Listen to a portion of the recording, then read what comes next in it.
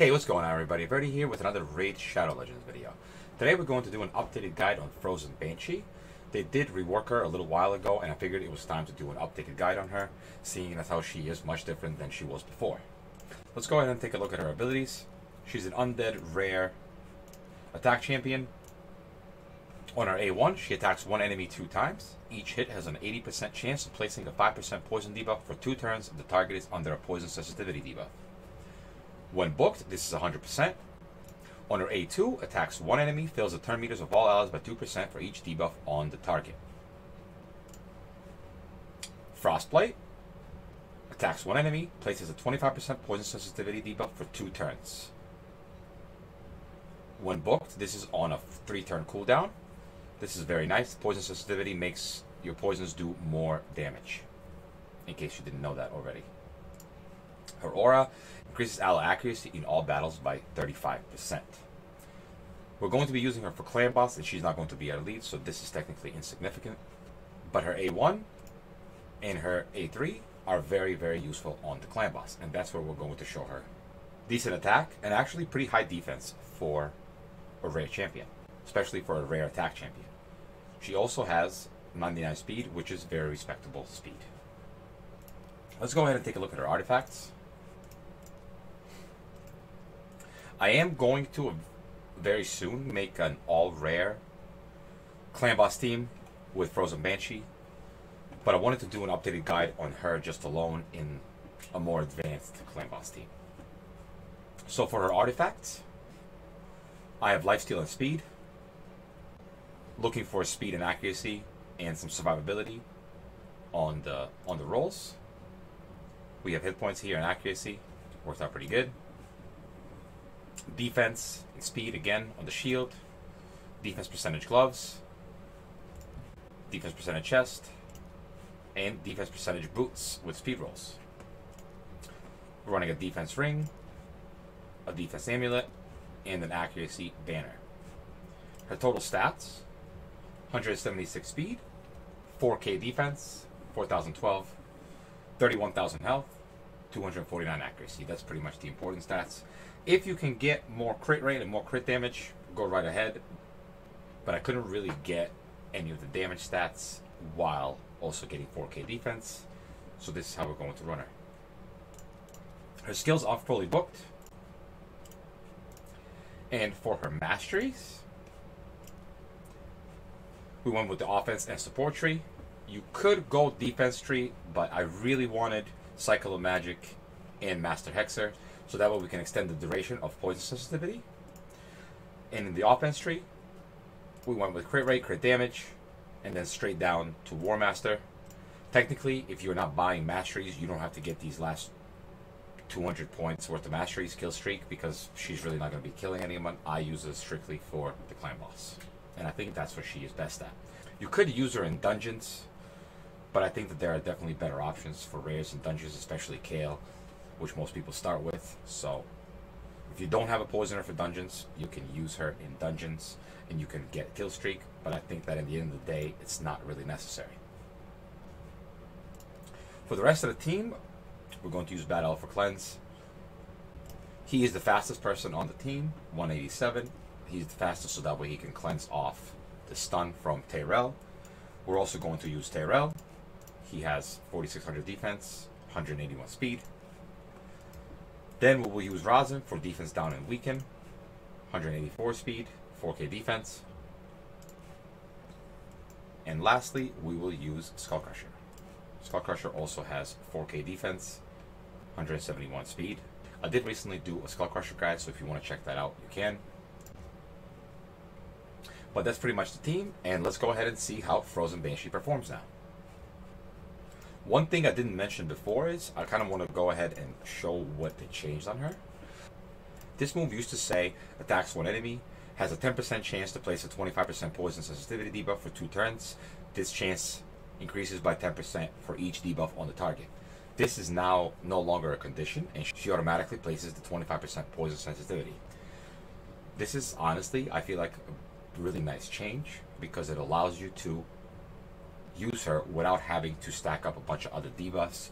And if those debuffs fall off, she's not going to have a chance to actually miss the debuff, as long as you have the accuracy. Okay, let's go ahead and run the clan boss. We're going to run Nightmare. This is the team that we're going to use. Now the first turn here, I'm manual. Or not the first turn, just the first two champions. I want to make sure that Rosin uses Sheer and not Bogdan, because the boss is almost taking a turn and he didn't go first. Rosin will use Bogdan on the first turn. You don't want that. You want to have defense down and weaken up for the counterattack turns. After you do this, you can put it on auto. Now, if you don't have Rosin, obviously you don't have to worry about this. Tyrell is here for the defense aura and the attack down. Skullcrusher is our counter. Frozen Banshee is our main poison damage. Battle is here for some extra poisons, the cleanse, and the continuous heals. And Rosin is here for the defense down and weaken, and also he does very respectable damage on the clan boss. With his 3-hit A1 and Giant Slayer procs, he does very nice damage. Now you will notice for the rest of the fight, Rosin will not use Bogdan because he is fast enough. Now for my team, he needs to be at 183 speed for it to work. Anything lower and he will use Bogdan. But if you have a little bit of a slower team, you can have Rosin go a little bit slower as well. I have been at 183, and like I said, that's the slowest speed that I could get him to not use Bogdan. But if you don't have a cleanse, and let's say you're running somebody like Grizzled Jarl or something for block debuffs, so that way you don't need a cleanse, Rosin can be the first one or the fastest person on your team. If you don't have Rosin, you can run somebody like Steel Skull or Black Knight, pretty much a defense up. Steel Skull does have a cleanse, but he doesn't actually use the cleanse if there are not more than 1 or 2 debuffs on the target. So you would have to manual that run.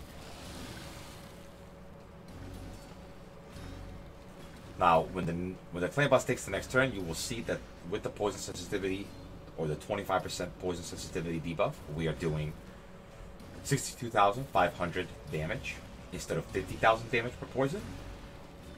It's going to be very interesting to see a character get released that will have a 50% poison sensitivity, because we're going to get 70,000 damage or 75,000 damage out of our poisons per turn.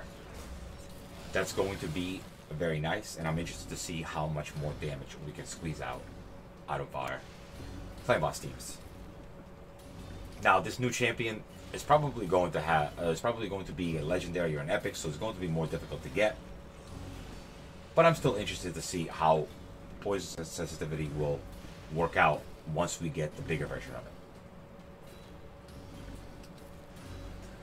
Now, the issue that we run into here sometimes is that Skullcrusher would die early because he is not proccing War Master. When he doesn't proc War Master, he doesn't recover health. And if he is low on health, he will get targeted by the stun, or will just die from the AoE. If that happens, your run will do a significant amount less damage than it would if Skullcrusher was to stay alive.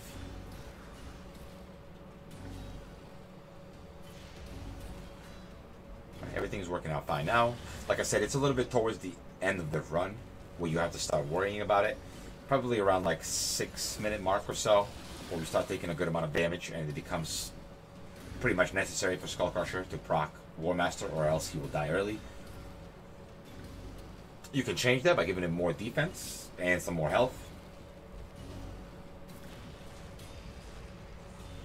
But my Skullcrusher has 4,600 defense and like, what, 42,000 health. So he has pretty decent stats, and he still can die early on Nightmare Clan Boss. So if you're running him on Ultra Nightmare Clan Boss, definitely expect an early death. But you could still 3 or 4 key with this comp on Ultra Nightmare if you're getting some of your keys in on Void.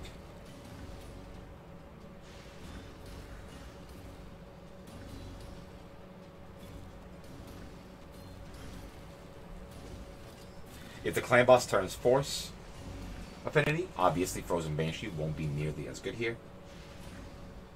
Probably better off using a Cult Brawler at that point.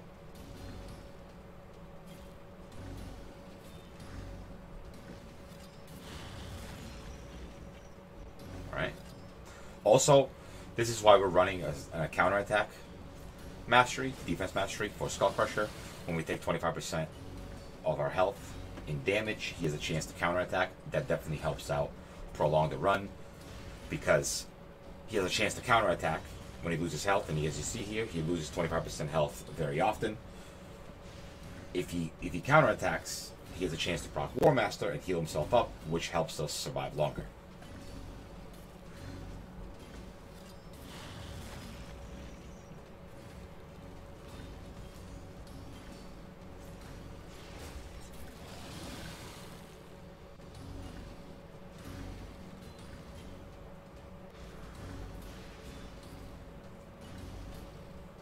Alright, we're getting to we're at the 6-minute mark or so.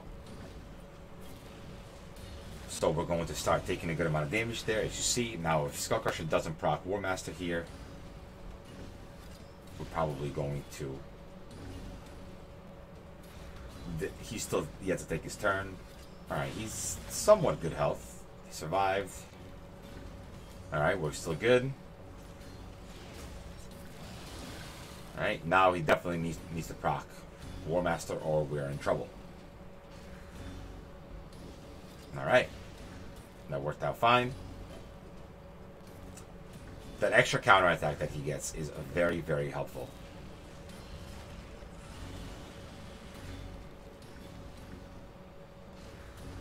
Okay. And he procced again. Perfect. Now the stun should go on Tyrell here.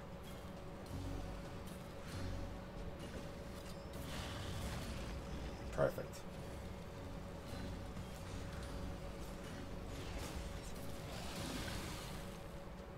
Alright, now once Skull Crusher was recovered health there, the run is actually working really well. We're probably going to do a decent amount of damage. I'm expecting to do over 30 mil, but we'll see.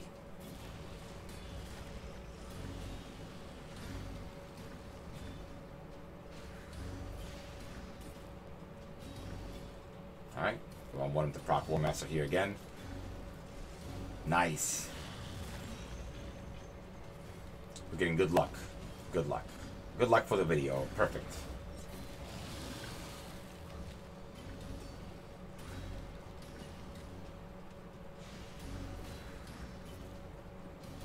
Alright, let's get another War Master proc.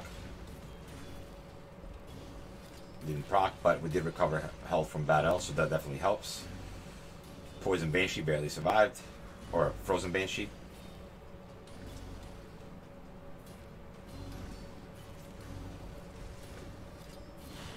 And there goes Skull Crusher.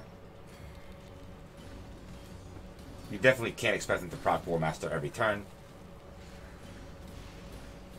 That's where you can run into issues with Skull Crusher.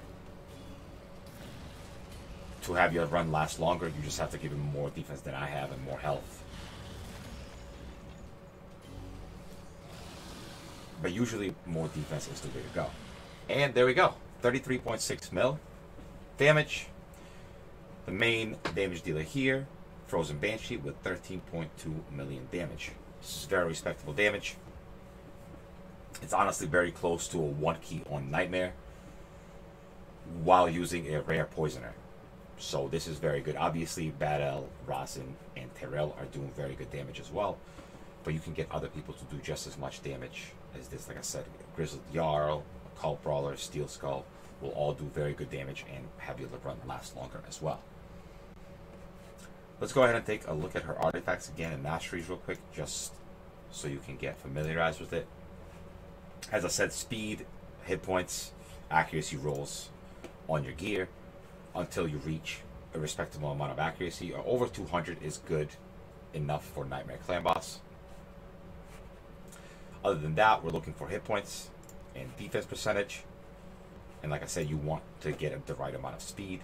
So if you need speed rolls, you need to look for those as well. If you're running defense percentage boots, you're definitely going to need a decent amount of speed rolls on your items. Defense, and accuracy accessories. For masteries, offense and support tree, Master Hexer, Cycle of Magic. Cycle of Magic is nice because we can get an extra, or we can get a cooldown on poison sensitivity reduced, and that definitely helps the run as well. Lore of Steel for a little bit extra stats from the speed set, and then War Master and traditional path straight down to War Master here. I think that about covers everything for today. Thank you guys for watching. Please leave a like and subscribe, and I will see you on the next one. Peace.